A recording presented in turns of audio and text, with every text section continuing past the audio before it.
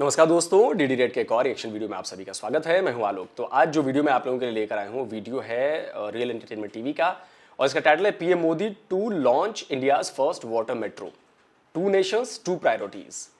तो चलिए भाई देखते हैं कि भाई इस पर पाकिस्तान की जनता जो है वो क्या जवाब देती है कि भाई दो देश हैं और दोनों देशों की जो प्रायोरिटीज हैं वो अलग अलग हैं। चलिए। एसएस की तैयारी भी आप कर रहे हैं? जी अल्हम्दुलिल्लाह। ठीक है, जिस टॉपिक पे हम डिस्कशन करेंगे आपने सुना ही होगा। मुझे ये बताएं, टू नेशंस टू प्रायोरिटीज, इसके ऊपर आप क्या कहना चाहेंगे कि 1947 की अगर बात करें हर चीज़ सेम थी, रेलवे सिस्टम सेम था इंडिया पाकिस्तान का जब पार्टीशन हुई। इसके अलावा अगर आर्मी की बात करें, आर्मी भी एक ही थी जो कि डिवाइड की गई। जो भी सिस्टम है गवर्नमेंट का, स्टेट का सिस्टम एक जैसा था। आज वो अपने सिस्टम को कहाँ पे ले गए, हम अपने सिस्टम को किस जगह पर लेकर खड़े हुए हैं, क्या कहना चाहेंगे? औज़ुबिल्लाहिमिनश्शैतानिर्रजीम बिस्मिल्लाहिर्रहमानिर्रहीम। सबसे पहले मैं सुभान भाई आपका और स्पेशली आदिल भाई बहुत शुक्रिया अदा करता हूँ और आपका मशकूर हूँ कि आप भी दर्द दिल रखने वाले लोग हैं जो अवाम के मसाइल को समझते हैं। और हमारा और आपका तो काम है मसाइल को हाईलाइट करना या उनके लिए सजेशंस देना कि हम कैसे बेहतरी की तरफ जा सकते हैं। हमारा ये काम है, तो मैं आपको अप्रिशिएट भी करता हूँ और आपका बहुत अच्छा ये टॉपिक है। देखिए, सबसे पहले टू नेशन टू प्रायोरिटीज़। अब सबसे पहले कोई भी कंट्री उस वक्त तक अपनी इकोनॉमी को या किसी भी हवाले से डेवलप नहीं हो सकता जब तक आप उस कंट्री में पॉलिटिकल स्टेबिलिटी नहीं लेकर आएंगे। सियासी इस्तेकाम के बगैर कोई भी चीज़ पॉसिबल नहीं है। अब ये मैं आपकी बात काट रहा हूँ, सॉरी, लेकिन ये तो बहुत से लोगों से हम बात करते हैं तो वो यही कहते हैं जी इंडिया में पॉलिटिकल स्टेबिलिटी है, हमारे यहाँ नहीं है। मैं कहता हूँ असल इशू क्या है, वो पॉलिटिकल स्टेबिलिटी आ क्यों नहीं पाई? है तो सबको पता है पॉलिटिकल स्टेबिलिटी होगी तो ही पाकिस्तान या कोई भी कंट्री बेहतरी की तरफ जाएगा। 1947 से लेके अब तक 75 साल 76 साल में क्यों नहीं आ पाई? कौन सा अदारा इन्वॉल्व रहा या कौन सी पावर्स, क्या मौलवी हजरात इन्वॉल्व रहे, क्या एस्टेब्लिशमेंट इन्वॉल्व रही? मेजर और कोर इशू क्या है? देखिए, सबसे पहले इसमें ये चीज़ होती है कि हमारे जो पॉलिटिशियंस हैं सबसे इम्पोर्टेंट जो है वो रोल उन्होंने प्ले किया है इस चीज़ को तबाह करने में, जो हमारी प्रायोरिटीज़। उसके बाद इस्टेब्लिशमेंट का नो डाउट इम्पोर्टेंट रोल है इस चीज़ के अंदर। ये वही मंदिर दिखाया है इन्होंने, शोएब भाई के कैमरामैन ने, जिस मंदिर को जब बाबरी मस्जिद यहाँ पे गिरी थी तो उसके गुस्से में बदले में इस मंदिर को तोड़ दिया गया था। मतलब मस्जिद गिरी भारत में और गुस्सा निकला अपने पाकिस्तानी हिंदुओं के मंदिर के ऊपर। आप सोचिए, आप फर्क समझिए। मतलब ये ठीक वैसा हो कि कोई वहां पे मंदिर गिरा दिया जाए और हम यहां पर आकर मस्जिद गिरा दें, तो हम बेवकूफ़ी कहलाएंगे ना भाई। अपने लोगों पर हम किसी और देश में किसी और के ऊपर कुछ हुआ और हम अपने देश के लोगों पर आके वो करेंगे। तो इस मंदिर को बनने में 30 साल लग गए, 30 इयर्स। सब कुछ करते करते किसी तरह दोबारा बन पाया है ये। और इसी को वो भाई साहब कह रहे थे कि मैं दोबारा तो बनने नहीं देता, मेरा बस चलता था, तोड़ देता। 30 इयर्स लग गए। अब देखें, मैं आपको सिंपल बताता हूं। अगर इंडिया के first prime minister Pandit Jawaharlal Nehru 1947 से लेकर 17 ईयर्स लॉन्गेस्ट टेन्योर है। अब देखिए, हमारे यहाँ कंपैरिजन अब कर रहे हैं टू नेशन टू प्रायोरिटीज। उनका प्राइम मिनिस्टर 17 ईयर्स, 17 साल फर्स्ट प्राइम मिनिस्टर चल रहा। एक बंदे को अब 17 साल देंगे तो 17 सालों के अंदर पूरी दुनिया के साथ उसके रिलेशंस, आप जैसे आप बात कर रहे हैं ना उनकी प्रायोरिटीज ऊपर जाने की। उसके उनके बाद अगर जवाहरलाल साहब की बात करें, उनके बाद अभी जैसे इंडिया के प्रेजेंट प्राइम मिनिस्टर हैं, उनको भी 10 से 14 साल के करीब, 10 ऑलमोस्ट 10। मैं बताता हूँ आपको। देखिए, अब सबसे पहले पंडित जवाहरलाल नेहरू, उनके 17 साल रहे। उनके 17 सालों में उनके रशिया के साथ रिलेशन अच्छे, उनके यूएस के साथ रिलेशन अच्छे।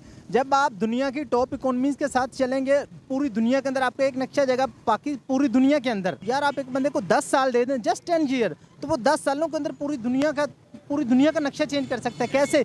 जब इस्तेकाम होगा, आपकी प्रायोरिटीज़ होंगी। आप मोदी साहब की बात कर रहे हैं, उनकी बेटी पंडित जवाहरलाल नेहरू की बेटी इंदिरा गांधी, ठीक है, वो 1966 से लेकर 77 तक और फिर 84 तक 2 टेन्योर, ठीक है। यानी चले, क्या रीज़न है कि जब आप एक बंदे पर ट्रस्ट करते हैं, एक बंदे को पूरा टाइम देते हैं, उसके अंदर इस्टेब्लिशमेंट इन्वॉल्व नहीं होती, उनको प्रॉपर टाइम मिलता है, उनको टाइम मिलता है अपनी इकोनॉमी को ग्रोथ करने के लिए, अपनी प्रायोरिटीज़ के लिए। आप बड़ी ज़बरदस्त बात कर रहे हैं। नो डाउट कि जब तक भी किसी गवर्नमेंट को टाइम नहीं दिया जाएगा प्रॉपर उसे वर्क करने के लिए, अपनी पॉलिसीज़ पे इम्प्लीमेंट करने के लिए, तो कैसे कोई गवर्नमेंट काम कर पाएगी? अच्छा, हिस्ट्री भी आप जानते हैं बड़े अच्छे से, क्योंकि तो टाइम देगा कौन? ऐसा थोड़ी नहीं कि हमने तय कर लिया कि जी इनको बिठाएंगे इतने साल तक, नहीं। इलेक्शन होता है, चुनाव होते हैं, जनता वोट डालती है, वो जीतते हैं, तब दोबारा पीएम बनते हैं, तब तिबारा पीएम बनते हैं। ऐसे नहीं है कि हाँ जी एक बार बन गए, हाँ इनको अगला भी आई, अगला भी आई, अगला भी आई। पाकिस्तान नहीं है ये। तो ये कहना आप लोग छोड़ दीजिए कि ये लोग बड़ा टाइम देते हैं सरकारों को। जी नहीं, सरकारें अपना भरोसा दिलवाती हैं, वो काम के जरिए जो भी चीजें करते हैं वो लोग, तब जाकर उनको वोट मिलता है कि नहीं जी ये ठीक काम कर रहे हैं, तो इनको दोबारा वोट दो। वोट से होता है, ऐसे मुंह जबानी नहीं चलती चीजें। हाँ ये दूसरा टर्म भी दे दो, हाँ जी तीसरा टर्म भी दे दो। में हिस्ट्री का भी सब्जेक्ट होता है। ये बताएं, पाकिस्तान बना 1947 में, इंडिया भी 1947 में, वहाँ पे प्राइम मिनिस्टर बन गया, यहाँ पे गवर्नर जनरल बन गया। वो थोड़ा इसके पीछे क्या कंसेप्ट हो सकता है? जी मैं आपको बताता हूँ, उधर भी गवर्नर जनरल बना था, लॉर्ड माउंटबेटन बना था, ठीक है। लॉर्ड माउंटबेटन था, उसके बाद राजगोपालाचार्य आए थे, ठीक है। लेकिन बात वही फिर आ जाती है कि हमारे यहाँ उनमें प्रॉब्लम क्या है। अब उनका प्राइम मिनिस्टर 17 ईयर चल रहा है, हमारे यहाँ पहले 8 सालों में 1958 तक 9 सालों में 7 प्राइम मिनिस्टर चेंज हुए हैं। 7 प्राइम मिनिस्टर, 7वें मलिक फिरोज खान नून थे। जब आप एक बंदे को खिलौना समझ रहे हैं, 6 माह आता है, साल आता है, 1.5 साल चला जाता है, देखें बाहर से इन्वेस्टर कैसे आएंगे? कोई बंदा 2-3 मंथ एक प्राइम मिनिस्टर रहता है। और इसके ऊपर इंडिया के प्राइम मिनिस्टर ये भी कह चुके हैं, पॉलिटिशियन ये भी कह चुके हैं कि उतनी तेजी से हम अपने कपड़े नहीं बदलते जितनी तेजी से आप अपने प्राइम मिनिस्टर बदल। जी देखिए, यही तो सबसे बड़ी रीजन है ना कि प्रायोरिटीज का फर्क फिर कैसे आएगा। कि अब देखिए जो कोई बंदा बाहर का है, फॉर एग्जांपल चाइनीज है, रशियन है, अमेरिकन है, या कोई भी है, वो पाकिस्तान में आकर एक अच्छी हौजरी लगाना चाहता है, वो इन्वेस्टमेंट करना चाहता है। जब वो ये देखता है कि यार इधर तो हालात ही ऐसे हैं कि अब सिंपल ये होता है, अगर फॉर एग्जांपल इधर पीटीआई की गवर्नमेंट है, सब कुछ उनके, जैसे गवर्नमेंट चेंज होती है सारी प्रायोरिटीज चेंज हो जाती हैं। जो जहाँ से जो काम चल रहा होता है, जो इतने बड़े मंसूबे चल रहे होते हैं अरबों रुपए के, रुक जाते हैं। फॉरेन इन्वेस्टर भी जो हैं वो कंफ्यूज हो जाते हैं कि भाई हमने आना है, अभी इनकी गवर्नमेंट है, डील इनके साथ करेंगे, हम जब आगे प्रोजेक्ट स्टार्ट करेंगे गवर्नमेंट चेंज हो जाएगी, हमारे प्रोजेक्ट को नुकसान हो। शायद इसी वजह से बड़ी बड़ी कंपनियां यहाँ से छोड़ती जा रही हैं, और वहाँ पे कभी एप्पल आ रहा है, कभी वहाँ पे मर्सिडीज बन रही हैं, कभी वहाँ पे कोई चीज़ हो। मतलब इन्वेस्टर बहुत तेजी से इंडिया में जा रहे हैं। अब देखिए उसके अंदर सबसे पहली बात, अभी आप खुद बता रहे थे, मोदी साहब उनका सेकंड टर्न्योर चल रहा है। नो डाउट हमारे उनके साथ इख्तलाफ हो सकते हैं, इसमें कोई शक नहीं। इख्तलाफ भी माशरे के हुसन है, अगर पॉजिटिव हो, वो पॉजिटिव क्रिटिसिज्म करना चाहिए, चाहे कोई भी हो, क्रिटिसिज्म होना चाहिए लेकिन पॉजिटिव वे में, ठीक। उसके बाद देखिए, मैं रात को एक चीज़ पढ़ रहा था कि वो जो आप बात कर रहे हैं मर्सिडीज, उन्होंने इलेक्ट्रिक मर्सिडीज बनाई है। वो तकरीबन कुछ 750 किलोमीटर एक सिंगल चार्ज एक दफ़ा आप उसको कर दें ना, तो वो हो सकती है। अब देखिए जब आप इस तरह की चीज़ें लेकर आएंगे, इससे सबसे बड़ा क्या होगा, आपका जो पेट्रोल की कंजम्पशन है वो कम होगी, ठीक है। उसके बाद क्या होगा, आप पूरी दुनिया के अंदर, आप डेफिनेटली एक मुल्क अच्छी गाड़ियां बना रहा है, पूरी दुनिया के अंदर उसका नाम जाएगा। आज हम देखते हैं made in China, made in Japan, कभी मेड इन पाकिस्तान भी देखा है, क्यों नहीं देखा? उसकी क्या रीज़न है कि हमारे यहाँ ये सबसे बड़े यही मिसाइल हैं कि हमारे यहाँ स्टेबिलिटी नहीं है, कोई बंदा काम करने के लिए तैयार नहीं है, ठीक है। ठीक अच्छा, आपने ये जो बात की है अभी, उन्होंने मर्सिडीज इलेक्ट्रिक मर्सिडीज जो सी है वो लॉन्च की है। हमारे सोशल मीडिया, पाकिस्तान के सोशल मीडिया में ये बात बहुत वायरल है। इसके अलावा मिका सिंह, उनके जो एक सिंगर थे, उन्होंने वहाँ पे जाके अपनी इंडियन करेंसी में शॉपिंग की, ये भी पाकिस्तान के दोहा में जाके शॉपिंग की, ये भी पाकिस्तान के सोशल मीडिया पे वायरल हुई। ये अचीवमेंट्स वायरल हो जाती हैं। कुछ टाइम पहले जो एप्पल का स्टोर आया वो भी वायरल हुआ, उससे पहले जो उन्होंने मिसाइल लॉन्च किया वो भी। इनसे हम सीखते क्यों नहीं? असल इशू ये है, हम मतलब ये कह देते हैं जी उन्होंने ये कर दिया, हम सिर्फ अभी यहाँ तक खड़े हैं। हम ये क्यों नहीं कहते कि उन्होंने ये कर दिया तो हम भी कर सकते हैं? हमारे पॉलिटिशियन ये क्यों नहीं बताते? बस दूसरी पार्टी को क्रिटिसाइज करने के लिए, गवर्नमेंट को क्रिटिसाइज करने के लिए सिर्फ पोस्ट लगा देते हैं कि भाई इंडिया इधर चला गया, आप अभी वहाँ पे खड़े हो। हम ये क्यों नहीं कहते? कोई रोड मैप क्यों नहीं देते? कोई पॉलिसी क्यों नहीं देते? देखिए शोएब भाई, आपने बहुत अच्छा क्वेश्चन किया है। मैं सिंपल आपको इसके बारे में बताऊंगा कि आप, यही वो बात है कि जिसके लिए इस सारी अवाम परेशान है। पर रीज़न क्या है कि प्रायोरिटीज़ का फ़र्क होता है। मैंने आपको लास्ट टाइम भी बताया था, प्रायोरिटीज़ बहुत मैटर करती हैं।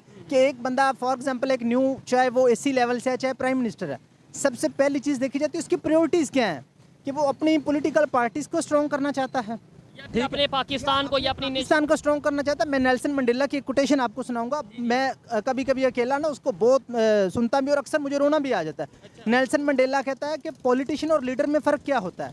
वो कहता है जो पॉलिटिशियन है, जैसे हमारे यहाँ, वो अगले इलेक्शन की सोचते हैं, जो लीडर होता है वो अगली नस्ल की सोचता है। जबरदस्त, देखिए जबरदस्त। लीडर और अच्छा आप ये politician- बताएं पाकिस्तान में पॉलिटिशियंस ज्यादा हैं या लीडर ज्यादा हैं, बल्कि लीडर है भी या कोई या नहीं? आप नहीं, मैं अगर न्यूट्रली ईमानदारी से बताऊं तो कोई लीडर नहीं है। इमरान खान साहब को बहुत लोग कहते हैं। मैं उनको लीडर, देखिए इख्तलाफ रहे हक है, मुझे इमरान खान साहब की ज़ात से कोई इख्तलाफ नहीं है, लेकिन एज ए लीडर अगर वो होते तो आज देखें ना आज क्या चल रहा है। इंडिया में लीडर हैं या पॉलिटिशियंस हैं? नो डाउट पॉलिटिशियंस भी होंगे, लेकिन लीडर्स हैं वहाँ पे। जी हैं, इसमें कोई शक नहीं। क्यों है, देखें जिस कंट्री में भी पॉलिटिकल अचीवमेंट होती है, पॉलिटिकल स्टेबिलिटी, अब इधर हमारे यहाँ क्यों नहीं लीडर है कि पाकिस्तान की 75 साल तारीख में कोई प्राइम मिनिस्टर अपना टर्न्योर पूरा नहीं कर सका। तो अब देखें इसके अंदर क्या फॉल्ट तो है ना। अगर इस्टेब्लिशमेंट के अंदर मसला है तो मसला पॉलिटिशियंस में भी है। वो कहते हैं क्लैपिंग दोनों हाथों से होती है, प्रॉब्लम तो है ना किसी जगह पर। भाई हमारी ज़्यादातर ऑडियंस, मोस्टली ऑडियंस इंडिया की है। जब हम ये इश्यूज डिस्कस करते हैं ना, वो कहते हैं कि शोएब भाई आप इन इश्यूज को डिस्कस ना करो, सबसे पहले जाके अपनी मिलिट्री, अपनी इस्टेब्लिशमेंट या इनको बेहतर करो। मुझे ये बताएं क्या मिलिट्री का ही सिर्फ कसूर है, इस्टेब्लिशमेंट का ही सिर्फ कसूर है? मेरा और आपका, पॉलिटिशियंस का, ये जो सड़क पर चलने वाले लोग हैं, इनका कोई कसूर नहीं? देखिए इसमें सब इन्वॉल्व है, कोई ज़्यादा होता है कोई कम होता है, लेकिन शोएब भाई के कैमरामैन डेवलपमेंट दिखा रहे हैं कि देखिए हमारे पास भी अच्छी बसें चलती हैं लाहौर में। नहीं भाई बिल्कुल चलती हैं, बाकी जगहों पे कुछ नहीं मिलता, वहाँ से जो पैसा आता है वो सब यहीं तो लगता है लाहौर में, पंजाब के इलाकों में। और ये बात किसी से छुपी नहीं है। बलूचिस्तान की गैस आप लोग जलाते हो, बलूचिस्तान वालों को नहीं मिलती गैस। वहाँ का कोयला आप लोग जलाते हो, वहाँ वालों को नहीं मिलता कुछ भी। वैसे ही हर जगह, बात कड़वी लगेगी लेकिन सच्ची। दूसरी बात, आपने कहा कि ये मुद्दे उठाने, अभी मैं सोच ही रहा था कि मैं ये मैसेज किसी वीडियो में दूंगा। वो चाइनीज पर लगा है ब्लास्फेमी का आरोप, उस पर किसी ने पाकिस्तान की जनता से राय नहीं पूछी है। किसी एक यूट्यूबर ने अभी तक, मतलब हो सकता है किसी ने पूछा हो, मेरी नज़रों में जो जिन लोगों को मैं फॉलो करता हूं उनमें से किसी ने नहीं बात की इस पर कि जी वो सही हुआ है या गलत हुआ है। इतना बड़ा इशू बना है, जियो पॉलिटिक्स का इतना बड़ा इशू बना है वो, लेकिन किसी ने इस पर सवाल नहीं पूछा है। मुझे शोएब भाई से बड़ी उम्मीद थी कि भाई शोएब भाई शायद इस पर सवाल पूछेंगे भाई, क्योंकि सवाल पूछते हैं वो नॉर्मली भाई। इंडिया में भी कुछ ऐसा होता है तो वो ज़रूर पूछते हैं भाई कि इंडिया में ऐसा हो रहा है, ये हो रहा है। पाकिस्तान में इतनी बड़ी घटना हुई है, ब्लास्फेमी का आरोप लगा है, गिरफ्तारी हुई है, मुझे लगता है कि उस पर ढंग से बातचीत पाकिस्तान के लोगों से करनी चाहिए और पाकिस्तान के लोगों से राय पूछी जानी चाहिए, जहाँ तक मुझे लगता है। हो सकता है शोएब भाई ने कोई वीडियो की हो, मैं मिस कर गया हूँ, मे भी आप लोग मुझे कमेंट में बताइएगा। लेकिन मेरा भी है और आपका कसूर हमारा भी है। लेकिन देखिए आप और मैं क्या कर सकते हैं, हम ज़्यादा से ज़्यादा कोई भी इशू है हम उसका बता सकते हैं, इसको ऐसे सॉल्व किया जाए। आपका क्या जिम्मेदारी है? आपकी जिम्मेदारी है मसाइल को हाईलाइट करना, लोगों के मसाइल सुनना, हुक्मरानों तक पहुँचाना। आगे जो साहिब इख्तियार लोग हैं, जो साहिब इख्तियार लोग हैं, वो चाहे इस्टेब्लिशमेंट हो, वो चाहे हमारी गवर्नमेंट हो, कोई भी हो, कोई भी अदारा हो, प्रायोरिटीज़ उनकी मैटर करती हैं। पाकिस्तान के अंदर मैं यकीन के साथ कह सकता हूँ आपको, इनकलाब लाना कोई मुश्किल नहीं है। सबसे पहला इंपॉर्टेंट काम ये होना चाहिए, जितने डिपार्टमेंट हैं उनको सेपरेट ऑटोनमस बना दिया जाए, उनके पास इख्तियारात हों। अब इधर हमारी FIA है, उसको कौन इस्तेमाल कर रहा है? देखें PTA की गवर्नमेंट आई, उन्होंने इस्तेमाल किया, ठीक है। अब नून लीग किया, ये वो इस्तेमाल, यार ये क्या, ये हमारे अदारे तबाह हो रहे हैं ना। आपने बोला इनकलाब आ सकता है, नो डाउट किसी भी माशरे में, किसी भी सोसाइटी में इनकलाब आ सकता है, किसी भी सोसाइटी को बेहतरी की तरफ लेकर जाया जा सकता है। लेकिन हमारे यहाँ पे इशू ये है, जो भी कुछ बेहतर बात करना चाहता है या करने की कोशिश करता है, 2-3 चीज़ें हैं जो सबसे पहले हम ले आते हैं कि इसराइल का एजेंट होगा ये, दूसरी चीज़ हम ले आते हैं मजहब कार्ड को, तीसरी चीज़ हम ये ले आते हैं कि भाई ये किसी के कहने पे या इंडिया के कहने पे ये इस तरह काम कर रहा है, मतलब। और फिर पब्लिक भी उसकी उन लोगों की बात में आ जाती है। क्या ये चीज़ें ख़त्म हो सकती हैं? ये मजहब कार्ड खेलना हम बंद कर सकते हैं? हम ये एजेंट रॉ का एजेंट कभी कहते हैं, कभी इसराइल का एजेंट कहते हैं, ये चीज़ें हम बंद कर सकते हैं या नहीं? ये चलती रहेगी? देखिए ये बंद बिल्कुल हो सकते हैं। देखिए आप काम करके दिखाएं, जब आप काम करके दिखाएंगे अवाम को पता चलेगा। ऐसे तो कोई भी बंदा आप पर क्रिटिसाइज कर सकता है कि फलाना रॉ का एजेंट है। देखिए आप काम बोलता है, आप कहते हैं ना कि मैं ये कर दूंगा, मैं ही कहता हूँ कि मैं अगर इधर आया तो मैं ये जो मैं अपने बताता हूँ, अपने अचीवमेंट्स, मैं वो अचीव करके बताऊँ ना, मैं काम करके। हर बंदे का मुंह बंद हो सकता है, बातों से नहीं हो सकता। मैं इनकी बात से 100% एग्री करता हूँ। जब हमने स्टार्ट किया था काम ये अवेयरनेस को लेकर या इन इश्यूज़ के ऊपर बात करना, तो बहुत से लोगों ने ये कहना शुरू किया, लेकिन अब बहुत से लोग अप्रिशिएट भी करते हैं, क्योंकि हमने काफ़ी हद तक कोशिश की कि प्रैक्टिकली कुछ किया जाए, सिर्फ बातें ना की जाएँ। मुझे बताएं, मेरे में, आप में, यानी पाकिस्तान की यूथ में, पाकिस्तान के सिटीजन हों उनमें और इंडिया की यूथ में कोई फ़र्क है? अगर है तो क्या फ़र्क है? देखिए जो भी होती है ना चीज़ें, बात फिर वही आती है, जो पॉलिटिशियन होते हैं या लीडर होते हैं ना, नेशन को चेंज उन्होंने करना होता है, ट्रेंड एक उन्होंने देना होता है। लेकिन यूथ यूथ का भी बड़ा रोल होता है। नो डाउट यूथ का बहुत इंपॉर्टेंट रोल है, लेकिन कोई ना कोई लीड तो उनको करेगा ना। अब मैं आपको सिंपल एक बात बताता हूँ, आपने कहा कि हमने नेशन के साथ चलना है या हमारी नेबर कंट्रीज चाइना, चाइना के अंदर इनकलाब लाने वाला मोजे तंग था, ठीक है। अब उसने क्या किया है, उसने लोकल इंडस्ट्री प्रमोट करके, लोकल सतह पर लोगों को प्रमोट करके, यकीन करें 70 करोड़ लोगों को गुर्बत से निकाला है। 70 करोड़ लोगों को, अगर 3 पाकिस्तान में लाए ना तो वो एक बनता है 70 करोड़ लोगों को निकाला, नो डाउट, इसमें कोई शक नहीं। और ये मैं खुलेआम कहता हूँ, चाइना की बहुत सी अचीवमेंट्स हैं। चाइना जिस पोजीशन पे था 1948 की अगर बात करें, 50s की बात करें और आज बात करें, दुनिया की सुपर पावर्स का मुकाबला कर रहा है और बनने जा रहा है, दावा करता है। लेकिन एक इशू मुझे बहुत ज़्यादा है चाइना के साथ और पाकिस्तानियों के साथ। वहाँ पे भी मुसलमान रहते हैं कि नहीं, आपको इस चीज़ का आइडिया? रहते हैं। वो किस कंडीशन में रहते हैं? अगर मुस्लिम्स की अगर बात करें, किस कंडीशन में रहते हैं वो? देखें, जो भी होता है ना साहिब इख्तियार या मेजोरिटी में, तो फिर मिनोरिटीज़ को कुछ ना कुछ मसाइल का सामना करना पड़ता है। मान लेता हूँ करना पड़ता है। फिर पाकिस्तान बार बार बर्मा की, फ़लस्तीन की, इवन इंडिया की बात करता है, जिधर तकरीबन 24 से 30 करोड़ के करीब मुसलमान रहते हैं। यहाँ पे तो बेचारे थोड़े से चाइना में मुसलमान रहते हैं, इनकी क्यों नहीं हम बात करते? फिर यहाँ पे ये चीज़ आ जाती है ना कि हम अपनी मर्जी से मजहब कार्ड खेलते हैं, जहाँ पे दिल करता है वहाँ पे मजहब कार्ड, जहाँ पे दिल नहीं करता वहाँ पे हम चुप कर जाते हैं। इसका ये मतलब हुआ। देखिए, सिर्फ यही नहीं करते हैं, जो वहां से भागकर उइगर मुसलमान आपके यहाँ पाकिस्तान में आकर छुपे, उन मुसलमानों का पता ढूंढ ढूंढ कर चाइना को बताया जाता है। उन मुसलमानों को ढूंढ ढूंढ कर यहाँ से डिपोर्ट किया जाता है चाइना। वो बेचारे रोते हैं, चिल्लाते हैं, नहीं जब करने पर आके मारा पीटी की जाती है। पाकिस्तान की पुलिस और पाकिस्तान के एजेंसीज उनसे मारपीट करते हैं। सुनिए। जब ये पूरा इन्फॉर्मेशन मिला कि यार ये बच्चों को तो अपनी मादरी ज़ुबान और कल्चर सिखा रहे हैं, तो उसने फिर पाकिस्तान एजेंसी के थ्रू हमें धमकियाँ देना शुरू कर दी। मैंने उस धमकियों को इतना सीरियस नहीं लिया। मैंने कहा यार मैं गलत काम तो नहीं कर रहा हूँ, तो लेकिन बार बार मुझे बुलाया गया। उन्होंने मुझे बहुत मारा जी, मेरा यहाँ जख्म है, इधर देख सकते हैं आप लोग। मुझे पट्टों के साथ मारा मुझे। अब ये काम मत करें, हमारे चाइना पाकिस्तान दोस्ती मत ख़राब करें। मैंने कहा यार मैं कुछ भी नहीं कर रहा हूँ, मेहरबानी करें, मेरा हक है बच्चों को ये तालीम दिलाना है, मेरा हक है। लेकिन कहते हैं नहीं, चाइना नाराज़ है आपसे, चाइना नाराज़ है। मैंने बहुत जुल्म खाई। तो अगर आप चाइना के खिलाफ आवाज नहीं उठा रहे तो कम से कम अपने यहाँ जो उइगर हैं उनके सपोर्ट में तो खड़े हो जाएं, लेकिन ये भी नहीं करेंगे। पट्टा लगा हुआ है ना चाइना का डॉलर वाला चमकदार, कैसे करेंगे? बिल्कुल आपकी बात ठीक है। देखिए, इसमें पता चीज़ें क्या होती हैं कि जो भी हमारे पॉलिटिशियन आते हैं, जो हमारे प्राइम मिनिस्टर आते हैं, उनको ये देखना चाहिए एक इंडिपेंडेंट फॉरेन पॉलिसी होनी चाहिए आपकी सबके साथ, बराबरी, इक्वालिटी। अब आप कैसे इसको अचीव कर सकते हैं? देखिए, आप अगर मैं बताता हूँ कि हम क्या कर सकते हैं। हमारा एक एशिया के अंदर दुनिया की हर चीज़ अल्लाह ताला ने नेमत दी है। आप एशिया का एक अच्छा ब्लॉक बनाए, डॉलर की ट्रेड से नीचे आए। इवन आपने ये बोला ब्लॉक बनाए, डॉलर की ट्रेड से नीचे आए। इंडिया ने 18 कंट्रीज को लॉ किया, 18 कंट्रीज को, कि आप इंडियन करेंसी में वो कर सकते हैं, ट्रेड कर सकते हैं, इंटरनेशनल ट्रेड। हमें इससे फ़ायदा उठाना चाहिए या नहीं उठाना चाहिए? बिल्कुल फ़ायदा उठाना चाहिए। देखिए, मैं कहता हूँ जब हमारे अंदर सबसे पहली बात, जब पॉलिटिकल स्टेबिलिटी आएगी उसके बाद इकोनॉमी स्ट्रांग होगी। हमें ये देखना चाहिए हमारे फ़ायदे किधर। अब देखिए, अवाम इधर बेचारी भूखी मर रही है। पाकिस्तान के अंदर यकीन करें, मैं रात को पढ़ रहा था, इन्फ्लेशन नियर टू 40% पे चला गया। मैं लेकिन 43 की फिगर्स पहले रखे हुए हैं। 43 था, लेकिन वो ऊपर नीचे चलता, यानी तकरीबन 30 से 50 के दरमियान है। ऐसे ही है। तो इंडिया के क्या रेशो चल रहा है? देखिए, इंडिया के अंदर आज भी वो डॉलर 100 से नीचे है, 80 to 85, 86। 85 जी। तो देखिए ये कितना डिफरेंस है। हमारे यहाँ 300 का है, तो फ़र्क तो डेफिनेटली आएगा ना। तो यही सबसे बड़ा मसला है हमारे यहाँ। अच्छा, बड़ी एक ज़बरदस्त किस्म का क्वेश्चन मेरे माइंड में आया, फिर यहाँ पे बात को वाइंड अप करते हैं। मुझे ये बताएं, इंडिया आप सबको पता है, हम ना भी तारीफ़ करें उन्हें हमारी, इससे मैं ये बार बार कहता हूँ उन्हें हमारी तारीफ़ की ज़रूरत नहीं है, लेकिन जैसे वो ग्रो कर रहा है ऐसे में हमें उनके साथ अटैच होना चाहिए, मिल के आगे बढ़ना चाहिए। उन्हें भी थोड़ा फ़ायदा होगा और बहुत ज़्यादा फ़ायदा हमें होगा। ऐसा करना चाहिए या नहीं करना चाहिए? देखिए, आप सबसे अच्छा क्वेश्चन है आपका। इसके लिए सिर्फ 1 मिनट में आपका लूँगा। होना क्या चाहिए पाकिस्तान के अंदर, अगर हम उनको लीड करना चाहते हैं, अगर हम उनको फॉलो ना भी करेगा, हम उनसे कुछ चीज़ें सीख ले।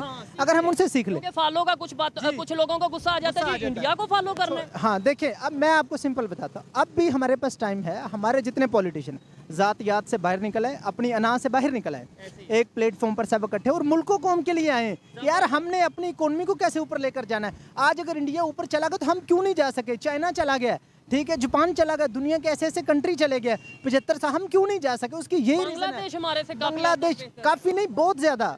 ऐसे ही है। बांग्लादेश के यहाँ भी डॉलर 100 से नीचे 1992 का है, हमारे यहाँ 300 का है। देखिए यही तो सबसे बड़ा मसला है ना कि अभी भी इनको अपनी प्रायोरिटीज को छोड़कर मुल्कों कौम के लिए जात याद से निकल कर। लेकिन मुझे ऐसा लगता है कि पॉलिटिशियंस तभी सुधरेंगे, ये मेरी ऑब्जर्वेशन है, आप एग्री डिसएग्री कर सकते हैं, जब तक ये पब्लिक में अवेयरनेस नहीं आएगी, ये लोगों को नहीं पता चलेगा कि असल इश्यूज क्या हैं और हमें किस साइड पे लड़ा दिया जाता है, भगा दिया जाता है, कभी कश्मीर पे चूरन बेचा जाता है, कभी मजहब पे चूरन बेचा जाता है। असल इशू डेवलपमेंट के ऊपर कोई बात नहीं करता, इंफ्रास्ट्रक्चर के ऊपर कोई बात नहीं करता, इकोनॉमी के ऊपर कोई बात नहीं करता, टेक्नोलॉजी के ऊपर, जो कि अब दुनिया चल रही है टेक्नोलॉजी। आपने ये मोबाइल पकड़ा, आपके कनेक्ट जितने भी कनेक्शन है इसके थ्रू है, मैंने ये माइक पकड़ा, मेरा अगर काम है इसके थ्रू हो रहा है, यहाँ पे ये मेट्रो स्टेशन है, ऑरेंज लाइन है, जो भी चीजें हैं सब टेक्नोलॉजी के थ्रू हैं। इसके ऊपर क्यों नहीं कोई बात करता? देखिए ये भी हमारा एक हकीकत में मसला है। मैं ये चाहता हूँ, देखिए कोई किसी का भी सपोर्टर हो, वो चाहे पीपल्स पार्टी का है, नून लीग का है, तहरीक इंसाफ का है, हमारा हर एक का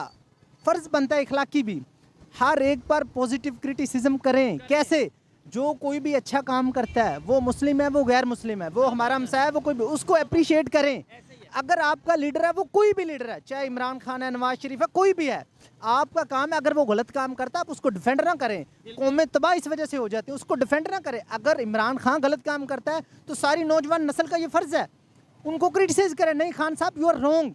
अगर वो अच्छा काम करते हैं, अब देखिए उन्होंने एक हेल्थ कार्ड इशू किया, मैंने खुद उनको अप्रिशिएट किया कि अच्छा काम है, इससे बहुत सारे गरीब लोगों को रिलीफ मिला। अच्छा, इसमें एक चीज मैं ये भी कहना चाहूंगा, बिल्कुल पॉलिटिशियंस का भी बहुत कसूर है। उसकी वजह ये देखें, अभी आप लॉजिकल बात कर रहे हैं, अथेंटिक बात कर रहे हैं, हम अकेले यहाँ पे खड़े थे, ये कितने लोग आपको सुनने के लिए खड़े हो गए हैं, क्योंकि उन्हें आपकी बात में इंटरेस्ट है, उन्हें पता चल रहा है कि यार ये पाकिस्तान के लिए, पाकिस्तान की बेहतरी के लिए देखें ये कितने लोग इकट्ठे हुए हैं। यही अगर हमारे पॉलिटिशियन ऐसा करें तो क्या तेजी से चेंज आए या ना आए? देखिए यही तो बात है ना, अगर ये सब इकट्ठे हो जाए मुल्कों कौम के लिए, अपने लिए नहीं, मुल्कों कौम के लिए, तो हकीकतें चेंज आ सकती है, नो इशू। अब यही तो बात है ना, हमारे यहाँ यही तो मसला है कि ये लोग सिर्फ ये देख रहे हैं। अब देखें पंजाब की असेंबलीज डिसॉल्व हुई हैं, तो कॉन्स्टिट्यूशनली जो है वो हमारे इलेक्शन होने चाहिए। अब ये लोग क्या देखते हैं, पता नहीं हम हार जाएंगे जीत जाएंगे, क्या प्रायोरिटीज नहीं है, प्रायोरिटीज नहीं है, हमें हमारे असल इश्यूज का नहीं पता। अभी पूछ लेते हैं भाई, इस टाइम 1 मिनट का सिर्फ सर्वे, पाकिस्तान का सबसे बड़ा इशू क्या है इस टाइम आपके ख्याल में? यही मुल्क के हालात के पेशेंट मतलब भाईजान एक लाइन में पाकिस्तान का सबसे बड़ा इशू क्या है? बस आप जो भी आपके ख्याल में है, मसला क्या है सबसे बड़ा? यही है कि कोई ईमानदारी से काम नहीं कर रहा ना, आपके ख्याल में? मुल्क की हालात ही नहीं ठीक। मुल्क के हालात नहीं ठीक। देखिए मोस्टली यही कहा जा रहा है कि भाई मुल्क के हालात नहीं ठीक, कारोबार तबाह, जबकि असल इशू मेरे ख्याल में ये है कि हमें टेक्नोलॉजी के ऊपर काम करना है। सबसे पहले अपनी हिस्ट्री को बेहतर करना है, जो सच है उसे सामने लाना है, उसके बाद एजुकेशन के ऊपर काम करना है। मेरे ख्याल से जब तक हम ये चीज़ें नहीं करेंगे तब तक पाकिस्तान बेहतरी की तरफ नहीं जाएगा। और हमें जब तक लड़ा दिया जाएगा कभी मजहब के नाम पे, कभी कश्मीर के नाम पे, कभी शिया सुन्नी के नाम पे, तब तक हम नीचे से नीचे जाते रहेंगे। बट चलिए, उम्मीद है कि आपकी बात शोएब भाई लोगों को समझ में आएगी। अब वो समझ में आएगी, कब वो हकीकत में ढलेगी, कब उस पर इम्पैक्ट उसका होगा, कब वो एक्शन में आएगा, ऐसा होते होते कितना टाइम बीत जाएगा ये तो ना आप जानते हैं ना मैं जानता हूँ, शायद कोई नहीं जानता। लेकिन कुल जमा जो तस्वीर सामने दिख रही है पाकिस्तान की, वो यही दिख रही है। अब वो फर्स्ट वाटर मेट्रो तो पता नहीं, वो मुद्दा ही कहीं और चला गया, उस मुद्दे की बात ही नहीं कहीं और हुई। लेकिन देखिए, ये प्रायोरिटीज़ तय करना बहुत ज़्यादा इम्पॉर्टेंट है, और ये प्रायोरिटीज़ हर साल, हर 2 साल के बाद में बदल जाती हैं। हमारे यहाँ प्रायोरिटी तय की गई जैसे ही आज़ादी मिली कि भाई हम 5 वर्षीय योजना लेकर आएंगे, 5 ईयर टर्म प्लान, और उसमें हम अलग अलग सेक्टर्स पे काम करेंगे। और वो लगातार हर 5 साल बाद वो चीज़ आती गई, फिर दूसरी शुरू हुई, तीसरी, चौथी पंचवर्षीय योजना, 5वीं पंचवर्षीय योजना, 10वीं पंचवर्षीय योजना, तब जाकर आज हम पहुंचे हैं यहाँ पर। आपके यहाँ तो 1 महीने का प्लान नहीं है, 5 साल का प्लान तो छोड़ दीजिए। आज हम अभी खड़े हैं, हम सेमीकंडक्टर प्लान कर रहे हैं, क्योंकि हमें आने वाले वक्त में 5 साल 7 साल में देखिएगा सेमीकंडक्टर का मार्केट कैसे बूम करेगा। हमारा $300 बिलियन से ज्यादा का मार्केट होने वाला है हमारा। और जब एक बार ये सेटलमेंट हो गई, आप देखिएगा कैसे उसमें तेजी से, जैसे आईटी ने बूम किया ना, वैसे ही सेमीकंडक्टर बूम करेगा। तो ये ऐसे ही नहीं होता कि आज हमने सोचा और आज हमने कर दिया। सबसे ज्यादा जरूरी है अपने आप को एजुकेट करना। एजुकेट किस सेंस में करना? पढ़ाई नहीं, ये जो नफरत है इसको हटाना, कि हिंदू आपका दुश्मन है, इंडिया आपका दुश्मन है, ये सब मुसलमानों से नीचे हैं, ये तो मुसलमानों की बराबरी नहीं कर सकते, जब तक इस माइंडसेट से आप नहीं हटेंगे, को एग्जिस्टेंस में विश्वास नहीं करेंगे, तब तक नहीं होगा। आप ये बताइए कि सऊदी अरबिया हो, यूएई हो, ये क्यों डेवलप हो रहे हैं? ये प्योर इस्लामिक कंट्रीज है ना, ये प्योर इस्लामिक कंट्रीज हैं।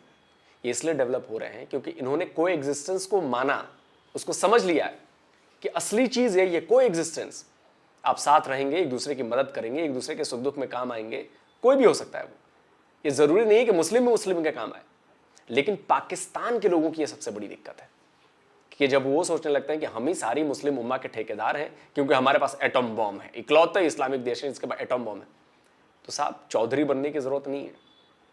अच्छे अच्छे चौधरी बनने वालों के ना डंडे के जोर पर मार मार के कुटाई कर दी गई है और वो चौधराहट सारी गायब हो गई।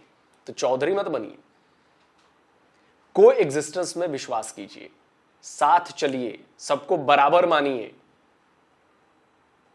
तब जाकर आपका भला होगा। वरना जो अभी तस्वीर दिखाई ना कि उधर शायद वो मस्जिद है, अब पता नहीं मस्जिद है कि क्या है, आई डोंट नो, इतनी बड़ी जो स्ट्रक्चर लगा मुझे लगा कि शायद मस्जिद ही होगी, और सामने एक इत्तू सा मंदिर, वो भी जो 30 साल बाद बन पाया किसी तरह से बेचारा। ये करते हैं बराबरी। तो जब तक आप इक्वालिटी पे काम नहीं करेंगे और अपने माइंडसेट को चेंज करने का काम नहीं करेंगे, कुछ नहीं होने वाला। और इंडिया को बकस दीजिए भाई, आप लोग अपने लिए काम करिए ना। जो 10 मिनट इंडिया पर सोचते हुए आप लोग निकालते हो, वो 10 मिनट अपने पाकिस्तान के लिए सोच लीजिए भाई, फायदा ही होगा आपका। लेकिन नहीं। और देखिए, अब बातें करने का वक्त नहीं कि जी इसने वो कर दिया, इंडिया ने ये कर दिया, इंडिया ने रॉकेट भेज दिया, इंडिया ने सैटेलाइट भेज दिया। इंडिया आपसे हजारों किलोमीटर आगे निकल चुका है और इंडिया को पकड़ पाना आपके बूते के बाहर की चीज है। तभी तो आपके एक्स आर्मी चीफ भी मान के गए कि भैया इंडिया से हम नहीं लड़ सकते, इंडिया की सेना के सामने हमारी सेना कुछ भी नहीं है। अब आप उनको गाली दीजिए, कुछ भी करें, लेकिन वो सही बात कर गए। उनको पता था, तभी सीज फायर करवा के गए वो। पैसे बचे ना थोड़े, वरना उधर से एक गोली चलती थी, इधर से 1000 गोली दागी जाती थी। लो,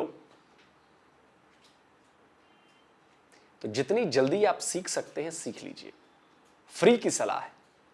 वरना पाकिस्तान आपके लिए जिंदाबाद है तो जिंदाबाद रखिए। लोग जिंदा भाग रहे हैं वहां से। जल्दी मिलता हूं एक और नए वीडियो के साथ। नमस्कार, जय हिंद।